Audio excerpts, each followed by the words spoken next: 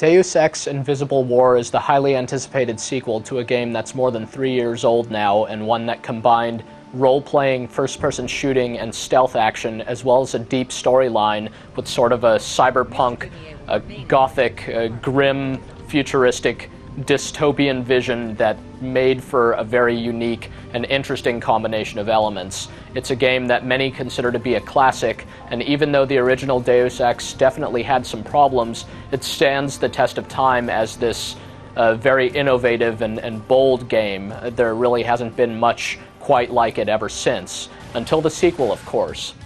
The sequel actually is quite similar. It too combines action and stealth and role-playing elements.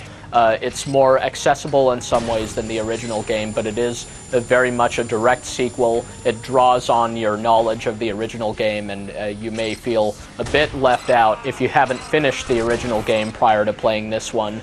But nevertheless, it too features its own kind of philosophical sci-fi story. If you've been busy watching the Matrix movies lately, it'll kind of seem to go hand in hand, what with the juxtaposition of people getting shot and people waxing philosophical about the nature of humankind and what have you. In Invisible War, you play as Alex D, who can either be male or female depending on the very first decision you make in the game, and is a student at the Tarsus Academy, which is basically this sort of covert ops school for gifted students. They become imbued with nanotechnology, and they in turn go on to become these kind of graduate commandos that are then hired by various corporations.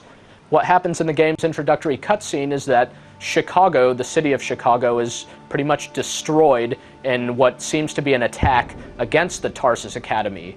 Your character and some other trainees manage to escape and are relocated to the Tarsus Academy in Seattle, but that too is attacked in the first few minutes of the game.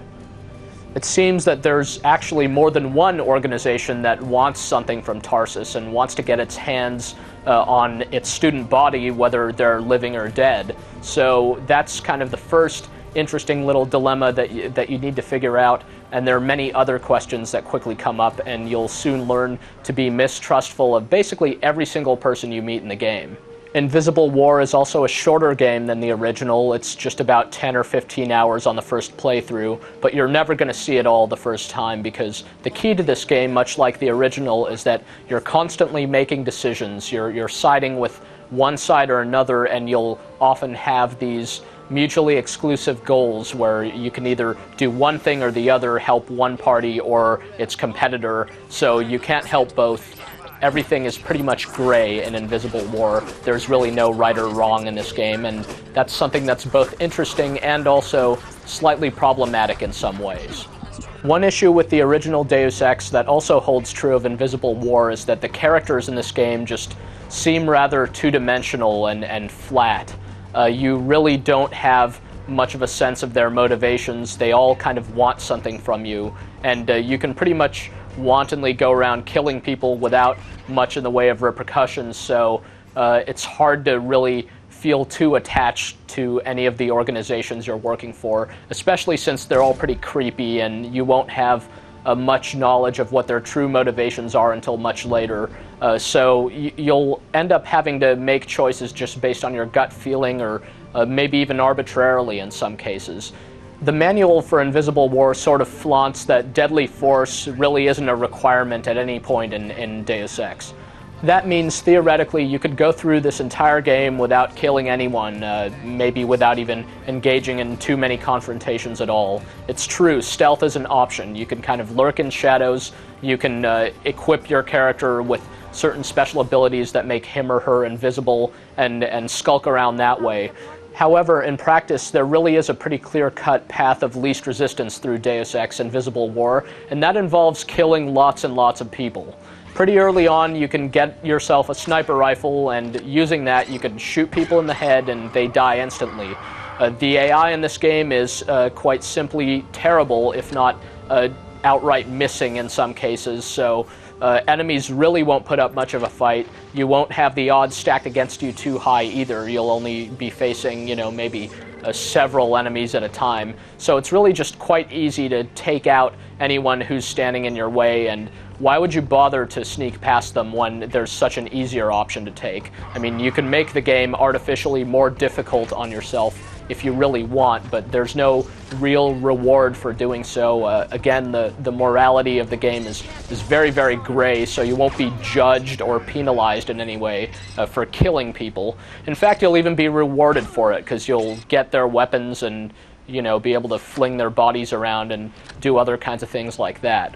One of the most obvious new additions in Deus Ex Invisible War from the original, or really over pretty much any other current game, is that it incorporates realistic dynamic lighting and physics.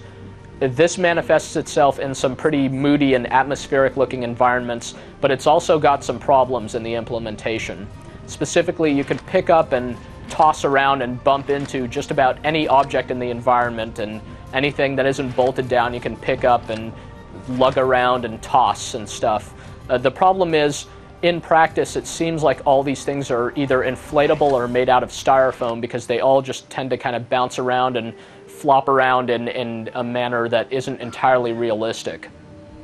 Surprisingly enough, just as the characters in the game don't act realistic when they're still alive, they don't act realistic when they're dead either.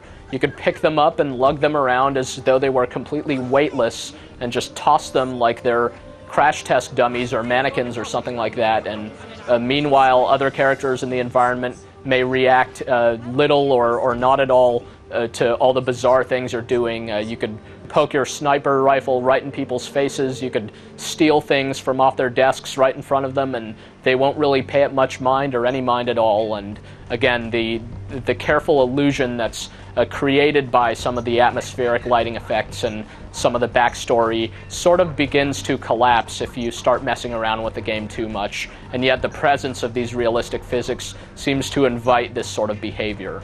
Invisible War is available both for the PC and Xbox, and the two versions are more or less identical. The controls map nicely to either system, either via the standard mouse and keyboard controls on the PC or standard first-person shooter controls on the Xbox. And the game performs pretty well on the Xbox, and well if you have a high-end PC. The PC version is capable of looking better than the Xbox version, provided you have the latest hardware and such, whereas on the Xbox you're guaranteed pretty good performance. Though don't expect the game to run as smoothly as other first-person perspective games you might have played lately, because it does do all the fancy physics and lighting stuff, which seems to bog the frame rate down. On the other hand, it does lend to some pretty detailed-looking environments, and the characters tend to look pretty good too.